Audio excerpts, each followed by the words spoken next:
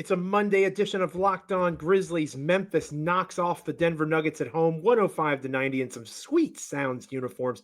Taylor Jenkins is approaching a milestone for this Memphis Grizzlies organization, and we got an injury update on one Ja Morant. More imagery needed, more sadness incoming on that front, or perhaps not. We'll talk about that and more on this episode of Locked On Grizzlies. Let's lock in.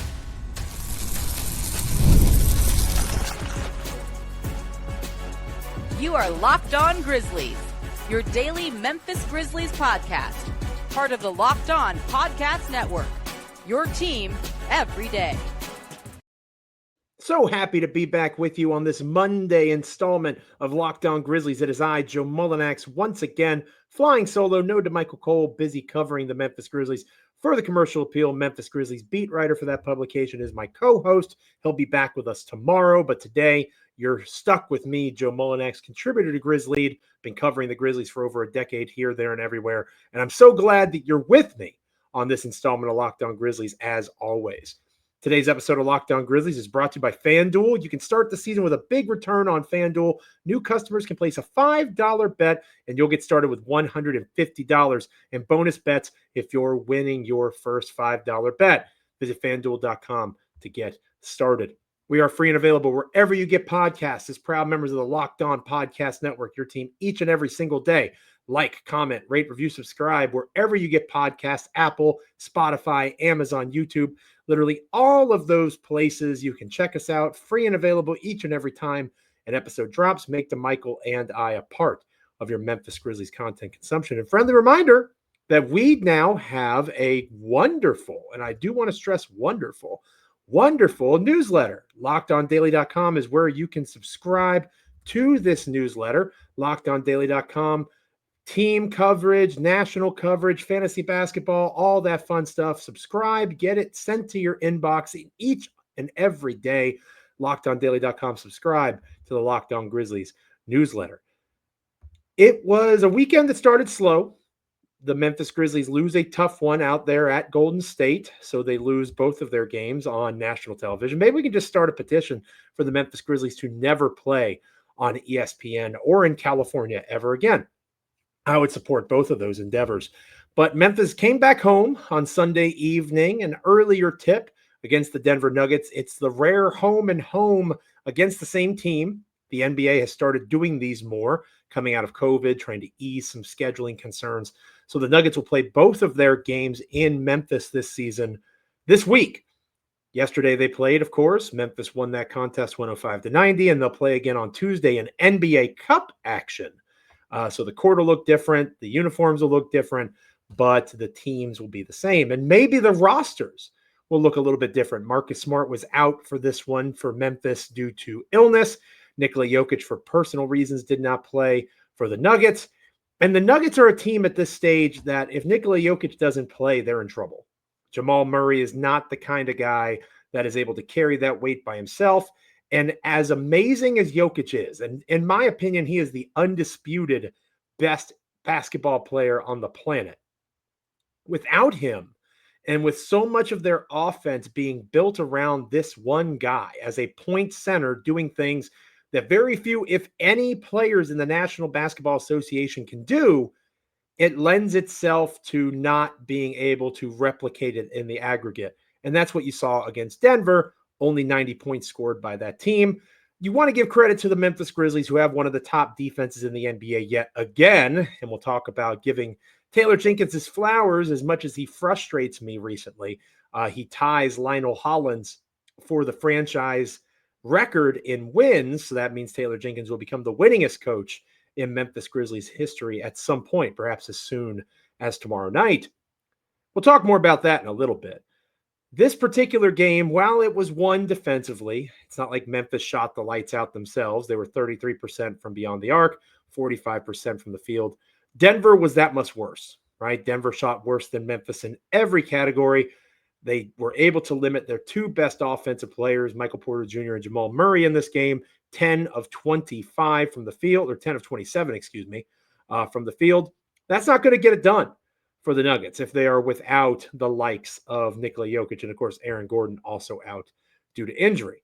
You can't count on Russell Westbrook to be an efficient scorer. You can't count on seeing a ton of scoring from Julian Strawther. Although he scored 19 on 13 shots, how consistently are you going to get that from that type of bench player for Denver? What you can expect to get is defense from the Memphis Grizzlies, and they brought that and then some in this particular contest. Really cool to watch them flow, watch them find their rhythm on that end. Who knows if it can stick? Who knows if it'll stick around? But again, the deflections, the blocks, 20 stocks on the evening for Memphis, 10 steals, 10 blocks, only 14 combined stocks for Denver. That was a major advantage for the Grizzlies. The Grizzlies defended without fouling for the most part. Only one player had 3 fouls. That's Scottie Pippen Jr. We'll talk more about him later on in the show. But it was a good performance defensively. It was the Memphis Grizzlies doing to a team that is wounded what they should, even in their current state. Because we have to remember, Ja Morant still out. We'll talk about him in terms of an injury update later on in the show. Not necessarily much of an update to discuss, but there was an update on Ja, and Ja did not play in this contest. So the Nuggets were without Jokic. The Grizzlies were without Morant. But the second and third best player for the Grizzlies, Desmond Bane and Jaren Jackson Jr., did suit up, and they looked good. Didn't necessarily shoot the ball particularly well, and Desmond Bane, to his credit, talked about knocking down some more buckets in his post-game interview after the victory. But he talked about defense. He talked about how it was part of the game plan to make sure that they limited Michael Porter Jr., that they tried to take Jamal Murray, out of his game, and they did just that, and they deserve credit for that. The Grizzlies deserve credit for the fact that 11 guys, even with Marcus Smart and Ja Morant out, and Gigi Jackson is still out, right? Numerous guys still not playing. 11 Memphis Grizzlies logged at least 12 minutes of playing time. 11, even with 2 key Grizzlies players not being on the floor. That is a remarkable flexing of depth that Taylor Jenkins and company put on Sunday evening. And there's no denying that it is helpful, right? And there's no denying that it is a positive and that the team is really doing a good job finding their footing in terms of the defensive side of the court, right? It just seemed like the energy was different. They were more comfortable. They were flying around. They were diving to the floor, trying to get those 50-50 balls that are so important. They were really looking for opportunities to make big-time defensive plays. Jaren Jackson Jr. looked more himself defensively, at least when it comes to blocking shots. 3 blocks for this game. I had talked about recently how Jaren had more steals than blocks per game on the season. That's not necessarily a bad thing. It's just a redistribution of his defensive impact. Jaren Jackson Jr. looked impactful in the way that we were used to seeing him be impactful, while also leading the team and scoring at 20 points. That's all good. Bane and Jackson Jr. played well. Desmond Bane with a double-double, leading the team in rebounds in addition to scoring 11 points, dishing out 7 assists. They helped win this game for Memphis in non-traditional ways. It wasn't just about scoring the basketball. They had a big second and third quarter. That's where they really grew their advantage. They won the second quarter by 9 points, and then they won the third quarter by 8 points. They're up by 3 at the end of the first. So going into the fourth quarter, Memphis had an 20-point advantage. And then the Nuggets cut it to 15 there to close out the contest. But the Grizzlies got contributions from everyone. Brandon Clark rebounded well. You saw some really good flashes from the likes of Zach Edey, who did roll his ankle in the game, had to leave due to that injury. Hopefully we'll get an update on that and be able to provide it going into our Tuesday edition of the show when DeMichael is back with us. But Edey coming off the bench, and again, we'll talk more about that here in a second, 7 points, 7 rebounds, 2 assists, 1 steal, 2 blocks in just 14 minutes of play. So they are showing that their depth is impressive. They are giving guys opportunity to log a lot of minutes. Luke Kennard led the Grizzlies off the bench in this one, 26 minutes, 8 points, 4 assists. He continues to really show off and flex that distribution muscle that I have known he's had going back to his time in Detroit, but maybe he hasn't had a chance until he came to Memphis to really show that he is a good secondary and tertiary, creator of offense. So again, Jaren Jackson Jr., Desmond Bane helping lead the charge, doing it in a non-traditional way in Memphis, playing this group of guys 11 deep in terms of a rotation, also non-traditional in and of itself. Taylor Jenkins deserves credit for the victory, just like he deserves frustrations when they come across, as they have the last couple of games out west in losses. Taylor Jenkins approaching a pretty significant milestone. I'm not going to ask whether or not he's the best coach in Memphis Grizzlies history yet. I'm going to save that question for DeMichael on tomorrow's show. But today I do want to acknowledge Taylor Jenkins rapidly approaching being the winningest coach in Memphis Grizzlies history. We'll talk about that next here on Locked On Grizzlies. Today's episode of Locked On Grizzlies is brought to you by BetterHelp. This is an opportunity for me to say thank you to my parents, my mother, my father, how they sacrificed for me to give me the opportunities that I was able to have in education, to have two parents who genuinely cared about me developing as a person, as a man, all of that. As I've gotten older, I realize how rare that is in this world, and I'm so grateful for my parents to do those things for me. It's November, and this month is all about gratitude. Along with the people that I just shouted out, there's another person that we don't thank enough, and it's ourselves. It's sometimes hard to remember ourselves, that we are trying to make the most sense out of everything going on around us, and in this crazy world, that's not easy to do. Make sure you're sending some thanks to the people in your life, including yourself. If you're thinking of starting therapy, you should give BetterHelp a try. Fill out a brief questionnaire, get matched with a licensed therapist, and switch therapists at any time for no additional charge. Let the gratitude flow with BetterHelp. Visit BetterHelp.com/LockedOnNBA today to get 10% off your first month. That's BetterHelp, HELP.com/LockedOnNBA. Taylor Jenkins is now tied with one Lionel Hollins for being the winningest coach in Memphis Grizzlies history. I believe it's 214 victories on the ledger now for Taylor Jenkins. And it seems like it was just yesterday, dear listener, dear viewer, when I was a blogger, a site manager over at SB Nation's version of Grizzly Bear Blues, and looking at how Taylor Jenkins was hired in the same time period as Ja Morant being selected as the number 2 overall pick in the 2019 NBA draft, with Zach Kleiman taking over the reins as the Grizzlies GM. A lot of folks believe that happened earlier than the initial reports of Wallace being let go and those sorts of things. The Marc Gasol trade, for example, it's widely speculated and assumed by some at this point that it was Kleiman pulling those strings, even though he was not officially in charge as of yet. We are entering year 6 here of the Jenkins, Kleiman, Morant era. And physical evidence of that is right in front of us with the acknowledgement of Taylor Jenkins about to become the winningest coach in Memphis Grizzlies history. And as I mentioned moments ago, I'm not necessarily ready to have the conversation about whether or not he's the best coach in Grizzlies history, because I think I need DeMichael for that conversation. He keeps me disciplined. He keeps me focused on the question. And, you know, I talked about on X at Joe Mullinax. If you don't follow me there, by all means, check me out. I talked about over the last several days how frustrated I am with Taylor Jenkins and the way that he's playing his rotations. And that improved some on Sunday evening against the Nuggets. Desmond Bane returned to the starting lineup, and that was good to see because, you know, Desmond Bane's one of the best 50 or so players in the NBA. He probably should be a freaking starter on the Memphis Grizzlies.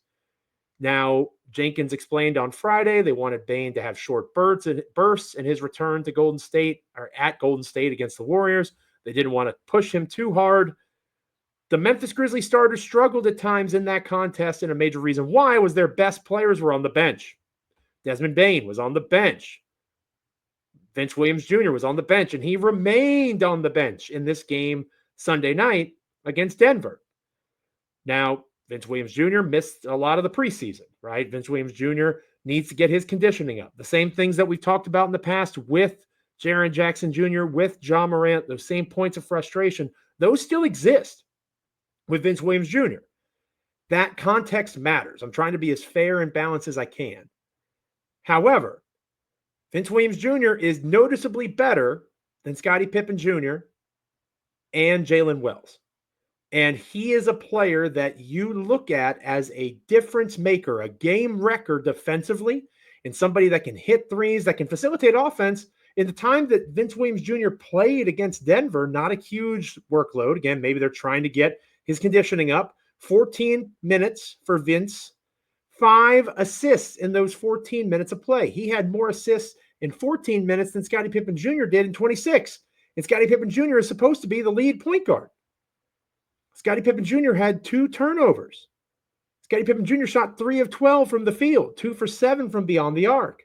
He had 4 steals, and Scottie Pippen Jr. probably gets a longer leash with Taylor Jenkins outside of the issue of health and who the heck are you going to play. Yuki Kawamura is a wonderful story, but you're not going to start him. If you're truly hamstrung by the minute limit and trying to ease Vince Williams Jr. into the season, Scottie Pippen Jr. is the best option you've got if Marcus Smart's not active.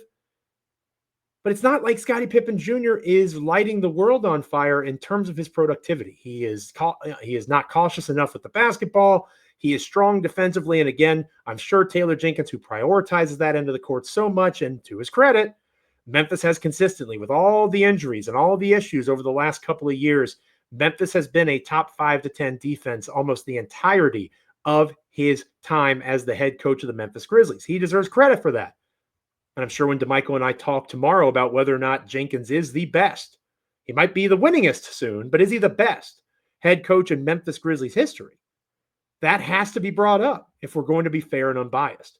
But I also think it needs to be brought up that the rotations that are deployed, if the coach has control of that, as I think most of us agree that he does, they are questionable.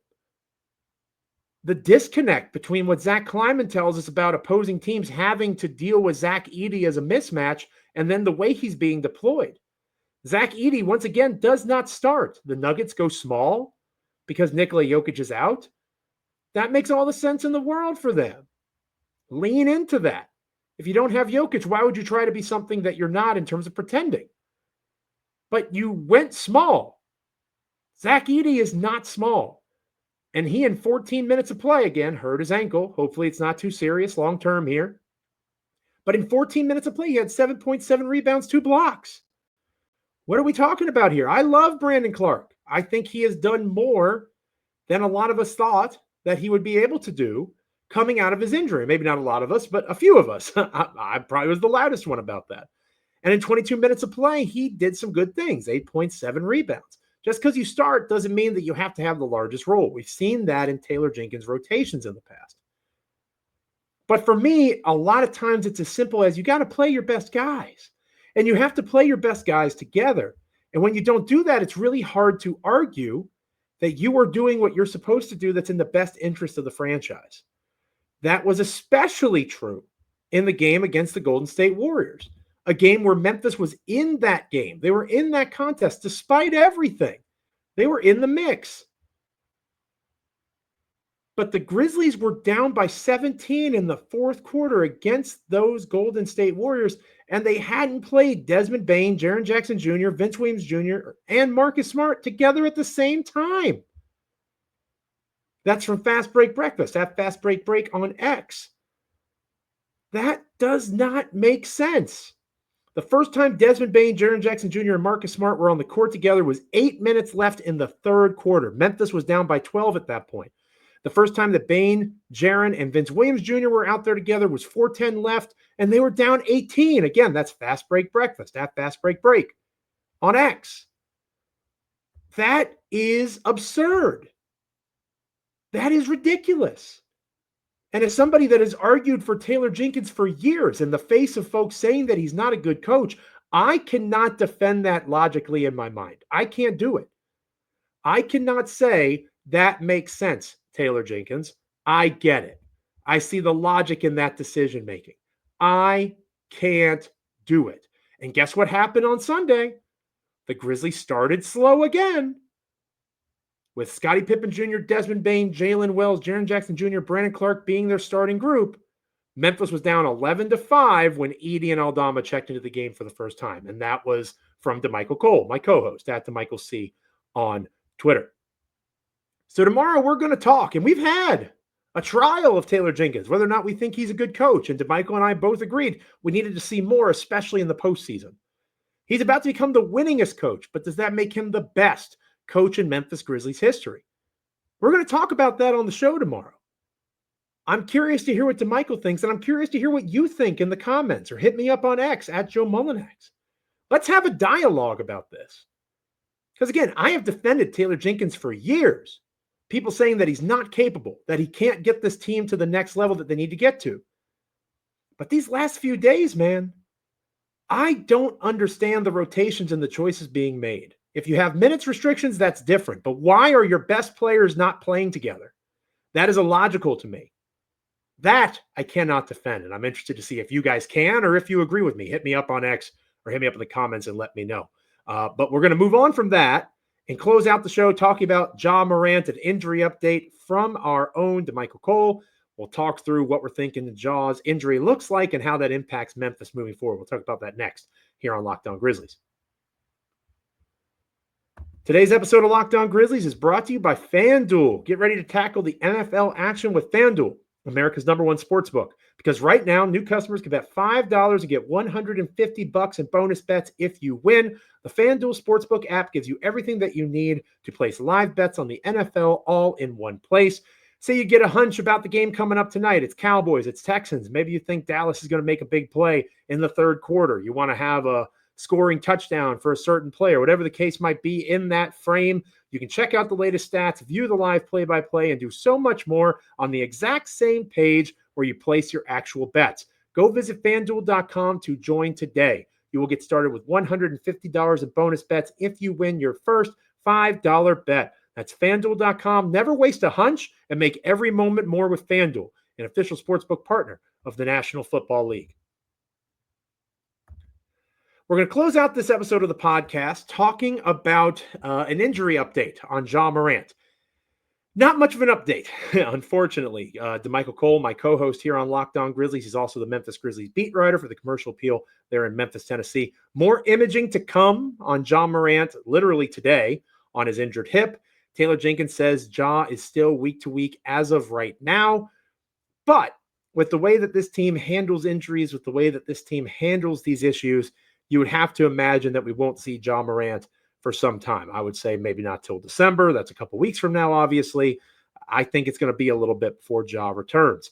And obviously, that's no good for the Grizzlies overall, right? They need their best player on the floor to reach their full potential. He's an important piece of what they're trying to do. But I also think that it places a strain on a guy like Scottie Pippen Jr.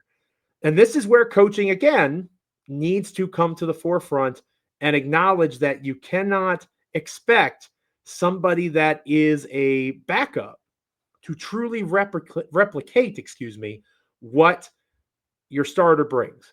And I think this is a good example of giving credit where it's due to the Denver Nuggets, who didn't have Nikola Jokic on Sunday night, and they decided to go small, right? They go small. They're not even going to try to pretend to be what they are with Jokic on the court. They go in a different direction. And yeah, Denver lost. But I think when you're so dependent on such a tremendous player like Jokic, and you also still don't have Aaron Gordon as well, that's to be expected. Them beating Memphis would have been a disaster. And if Jokic is out again tomorrow for the NBA Cup game, which is possible, then that would be a disaster for Memphis in that occasion because they are so dependent on what Jokic brings to the table. He is that impactful. He's that good. Scottie Pippen Jr. is not Ja Morant. And Scottie Pippen Jr. is a guy that was on a two-way contract several months ago. I am not quite sure why the Grizzlies continue to expect Scottie Pippen Jr. to be something that he's not. He's not Tyus Jones. He's not somebody that should come in and be a consistent starter on this team. You have players like Vince Williams Jr. that are physically better, that have shown the capacity to be secondary and tertiary facilitators of offense. And you have Desmond Bane. They can split those roles. You talk about running an offensive scheme, which, by the way, looked really good against the Denver Nuggets. The Grizzlies made 41 shots, and 31 of them were assisted on. That's impressive. The ball was moving well. The Grizzlies were passing up good shots for great shots, finding shooters in the corner, dribble penetration, and then making hockey assists off of that, skip passes. Guys were moving off the ball. That change is a positive one for Memphis at this stage. But you don't need Scottie Pippen Jr. to be out there on the floor in that place. It can be a Vince Williams Jr. And if you are saying that Vince Williams Jr. is being eased into the season because he missed so much time, fine. Luke Kennard is right there. And guess what Luke Kennard did? 4 assists, 1 turnover. He understands how to create within this offensive scheme. Maybe you're saying that he's not the defender that Scottie Pippen Jr. is. Okay. I think I can understand that argument. But you were struggling offensively to start the contest. It was 11-5 when Edey and Aldama came in. And let's assume that Edey is out for a little while with that ankle injury. We'll get more concrete information tomorrow. Are you going to try to just replicate Zach Edey in the aggregate? You have extra 7'4", 290-pound guys laying around? Of course not. You give Jay Huff more run. You give him another opportunity after a couple of rough games. He played pretty well against Denver. Give him some minutes. Is Jay Huff better than Zach Edey? No. Can you do things a little bit differently around Jay Huff than you can with Zach Edey? Yes. And that's what Memphis should be prioritizing. Ja Morant being out hurts. The ceiling of this team is lower when Ja Morant is out. There's no denying that. Memphis is 8-6. That is an improvement over last year, like we talked about before. But the Grizzlies have some challenging games on the long-term horizon. The Nuggets, if they're without Jokic, not that challenging. The 76ers, fairly broken at this stage. Who knows when Joel Embiid plays or doesn't play. The Chicago Bulls, after a few days off, that's a one-game trip on the road. Then you have the Trailblazers, who are not particularly good. You have the Pistons, who are better this year, but that's a game at home that Memphis should compete, and that's the day before Thanksgiving, I believe. Then you have the day after Thanksgiving against the Pelicans, the only team in the league that has similar injury issues to you, if not worse than Memphis. And then you host the Pacers a couple of days later. So of Memphis's 7 games coming up over their next 7 games, 6 of them are at home. 6 of them are at home. This is a window where even without Ja Morant, they have to rack up some wins. They have to pick up some victories. And you hope that Ja can return. But if you're the Memphis Grizzlies and you're looking at this roster, you're 5-2 at home. I'll talk with Michael more about that tomorrow too. That was another issue last season. The team was not performing well at home, and that spanned the entire campaign, not just the 25-game suspension or any other time that Morant was out. They were not a good home basketball team last year. They are much better to this point in the season. 6 of your next 7 are at home. You only have a couple of games against teams that are theoretically better than you when healthy. And one of those teams in the Nuggets isn't going to be healthy, and they may not have their best guy on the court who's better than your best guy. That impacts Denver a lot. So it gives you a chance to say, maybe we win 5 of these next 7, even without Ja. And we look for trying to get him back in the first or second week of December. And we have a record that is, if they win 5 of their next 7, that would put them at 13-8. And 13-8 probably has you in the mix for the top 6 in the Western Conference. And you're there without your best guy playing a majority of your games. That would be a massive win and a massive shift away from what they experienced last year. So we'll get more of information from DeMichael when we talk to him tomorrow for our Tuesday edition of the show. We will also talk more about this idea of Taylor Jenkins being the best coach. He's about to become the winningest coach. Is he the best coach? We have a loaded Tuesday edition of Locked On Grizzlies coming for you. Hopefully it will include a Ja Morant injury update, and we get a little more finite information about, or specific information about that timeline for him coming back. Thank you so much for being with us on this edition of Locked On Grizzlies. It is appreciated. Make sure you're liking, commenting, rating, reviewing, subscribing, wherever you get podcasts. Make sure you're checking us out on Apple, Spotify, Amazon, YouTube. Hit us up in the comments. Follow me and chat with me on X at Joe Mullinax. All that is all well and all good, and I am happy to chat basketball, Grizzlies basketball in particular, with you. Anytime you get in the comments, I interact every once in a while. I do have a day job, so that gets away from me a little bit. But hit us up in the comments. Hit me up on X. DeMichael is at DeMichael C. If you want to talk to him again, he'll be back on our Tuesday edition of the show. Remember to subscribe to the Locked On Grizzlies newsletter, lockedondaily.com. Find the Grizzlies icon, click on that, subscribe, get Grizzlies content from me each and every day in your inbox, along with national stories, fantasy basketball advice, all that and more. Make sure you're going to lockedondaily.com. Get started with that and subscribe if you haven't already done so today. Thank you again for being with me. I'm Joe Mullinax. Hopefully be back tomorrow on Locked On Grizzlies.